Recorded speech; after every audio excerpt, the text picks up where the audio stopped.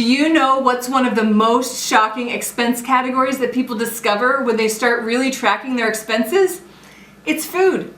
Between grocery trips throughout the week, eating out for convenience and entertainment, and grabbing snacks at vending machines and gas stations, food expenses add up quickly.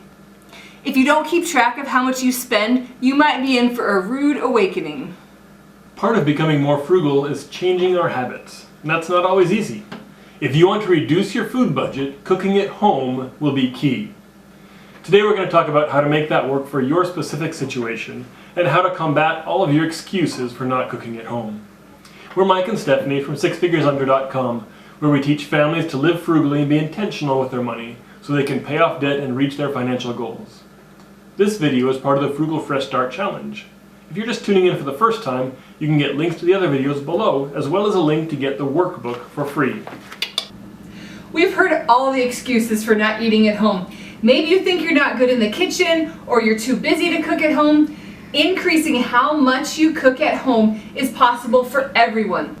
With some practice and some adaptations, you can make cooking at home work for you. It's not only good for your wallet, it's also good for your body.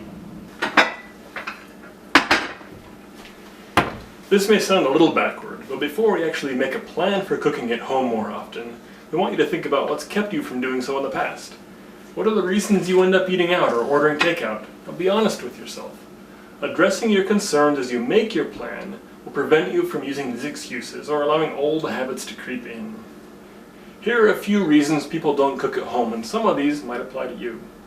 You might think you're too busy, you just don't have time to cook, or that you don't know how to cook or cook anything interesting. You might say, I have a hard time planning ahead, or I'm just tired of the same old, same old. You might hate doing dishes. Whatever your reasons, pause the video for a moment, get your workbook out and write them down. As you make a plan, keep your concerns at the front of your mind so you can come up with a way to combat them, a way that actually works for you. It's time to make a plan. It's no secret that cooking at home takes more effort and planning than going through the drive-thru or takeout. Knowing what you'll fix before the dinner hour strikes is crucial. Start by making a list of the dinners you like to cook or eat, know how to cook, or would like to learn how to cook. There's a place in your workbook to write down your list of meals. If you're stumped or you're stuck in a meal rut, a simple search on Pinterest will have your mouth watering and your tummy growling for sure. Get some input from your family to make sure their favorites are on the list too. Look at your calendar and decide how you'll fit the meals in. There's a 1-week blank menu planner in your workbook. If you still need to download the workbook, there's a link below for you to join the challenge and get the free workbook. If you're new to cooking at home, ease yourself in with a couple of meals to start. If being busy has you eating out often, choose nights where they have a little extra time to get used to cooking. As you get more experience under your belt, you'll be able to pull together successful meals more quickly and with less effort. If you're already in the habit of cooking at home, make out a full menu for the rest of the month. You could even just plan 2 weeks of meals, then double your plan to last through the month. They won't even remember they ate it 2 weeks ago. Even though I always cook at home, sometimes I'm too lazy to follow my own advice and actually make a menu. Making a menu will save you so much sanity. Having a menu you're excited about and prepared for can put the enjoyment back into cooking at home when you're in a rut or have fallen off the bandwagon. When you have an idea of what you want to make and when you want to make it, schedule a trip to the store to shop for whatever ingredients you don't already have on hand. Look at all the recipes and make a good shopping list so that you only have to make one trip to the store. If cooking at home is new to you, you probably will have to build up your pantry's stock of staples. For the sake of not getting overwhelmed, just try shopping for a week's worth of meals at a time. If you're a seasoned family chef, you might want to prepare a menu and try shopping for a longer period of time. If your schedule is busy, or you just like saving time, figure out what prep work you can do ahead of time. Could you chop veggies the morning of or the night before the scheduled meal? Could you prepare several crock-pot meals over the weekend and stick them in the freezer? How can you involve your spouse and kids in the preparations? One of my favorite ways to prepare is to chop veggies and make what I call soup kits. That way all of the time-consuming work is done and I can just throw it all in a pot. I brown and freeze ground beef, cook, shred, and freeze chicken, and cook and freeze beans. Do you see a theme here? Getting some of the prep work out of the way makes fixing dinner a breeze and will prevent you from eating out, even at the end of a long day.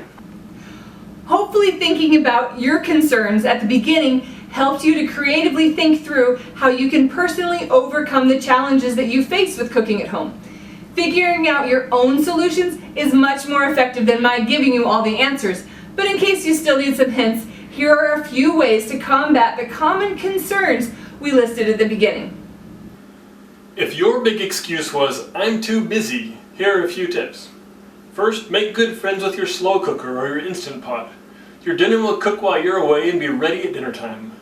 2, get a rice cooker with a delay timer. We love this feature on our rice cooker.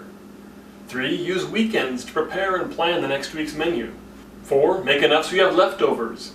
If you don't want the same thing on consecutive days, freeze your leftovers for a busy day. 5, keep meals simple. Your dinner doesn't need to look like a restaurant spread. And finally, enlist your family's help. Your spouse, your kids, your roommates, your neighbors. All of these people can help your dinner prep work better. If your reason for not eating at home was, "I don't know how to cook," it's time to learn. There are loads of videos and tutorials available online. Start with dishes you love so your motivation will be high. Search for simple recipes by putting easy in your search.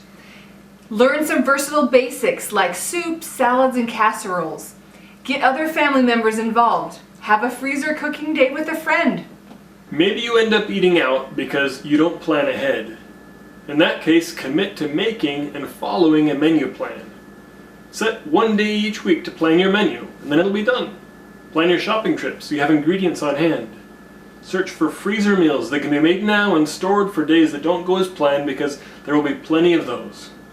Have themed nights like Meatless Monday, Taco Tuesday, Soup and Salad Sunday, or alliteration isn't even required, it could be Pizza Friday. If your excuse for not cooking at home is that you're tired of the same old, challenge yourself to a new recipe or two every week and add those to your menu. Follow some recipe boards on Pinterest to get new ideas. Ask your friends on social media to share their favorite go-to, quick, easy recipes. Get suggestions from family members. Your challenge for today is to make a plan for cooking and eating at home. Your exact challenge will be yours. It'll depend on where you're coming from and what your current habits are. Set a specific goal for the remaining 28 days to make some or all of your upcoming meals at home. Find recipes to use, make a shopping list, you won't have any excuses. And if your time at home is limited, get to know your slow cooker and get excited about some new recipes. If you already eat at home, choose a couple of new recipes to keep things exciting. You can do this. Let us know your plan down in the comments. We'll see you back here tomorrow.